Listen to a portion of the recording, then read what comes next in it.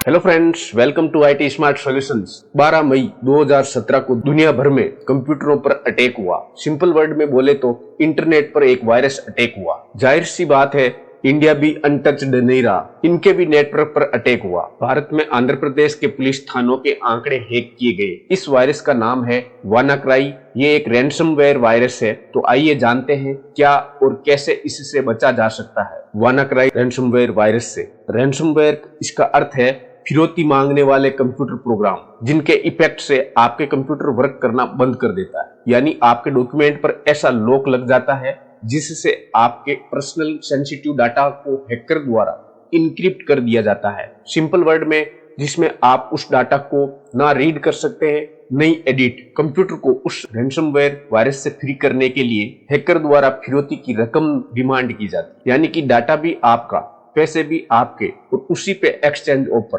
और वो भी डिजिटल करेंसी। समझ रहे हो? लाइक एज बिटकॉइन, जिनका फिजिकल कोई अस्तित्व नहीं है, ना कोई अकाउंट, ना ही अकाउंट होल्डर नेम।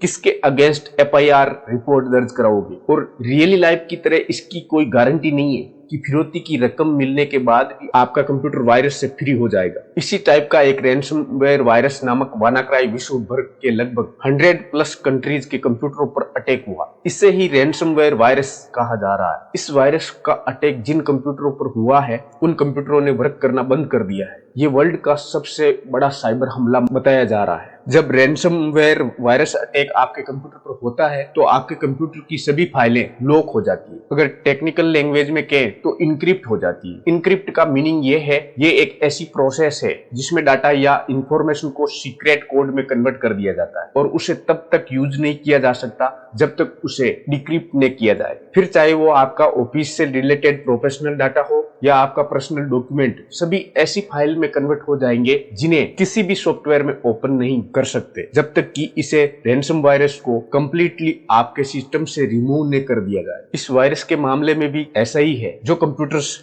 हैक हुए हैं उसमें एंट्री नहीं हो पाती है। यानी लॉगिन पर एक मैसेज शो हो जाता है जिसमें कहा गया है कि यदि फाइल वापस पाना चाहते हो तो पैसे चुकाने होंगे। यानी फाइलों को इनक्रिप्ट किया गया है और डिक्रिप्ट करने के लिए पैसे की डिमांड की जा रही है, यानी फिरौती मांगी जा रही है। और ये अटैक बोलकर नहीं आता, कभी भी हो सकता है। तो आप इस सेटिंग को अपने पीसी या लैपटॉप में अभी कर लीजिए, जो विंडोज 10 और 11 में इनबिल्ट है, पर बाय डिफॉल्ट सेटिंग ऑफ है क्योंकि इसमें अपने अकॉर्डिंग कस्टमाइज कर सकते हो। तो आइए सेटिंग को ऑन कर लेते हैं। इस सेटिंग के लिए सबसे पहले आपको स्टार्ट बटन पे क्लिक करना है। यहाँ आपको टाइप करना है सिक्योरिटी। यहाँ पर आप ऑप्शन दिखाई देगा विंडोज सिक्योरिटी, इस पर क्लिक करना है। देन लेफ्ट पैनल में वायरस एंड थ्रेड्स प्रोटेक्शन, इसको क्लिक करना है। स्क्रॉल करके नीचे आपको एक ऑप्शन दिखाई देगा रैंसमवेयर प्रोटेक्शन, इसके जस्ट नीचे मैनेज रैंसमवेयर प्रोटेक्शन, इस पर क्लिक करना है। देन मेरा ऑलरेडी यहाँ पर ऑन है, आपको यहाँ पर बाय डिफॉल्ट सेटिंग ऑफ मिलेगी तो इसको ऑन करना है। देन यहाँ पर 3 ऑप्शन आपको दिखाई देंगे। एक है ब्लॉक हिस्ट्री, यानी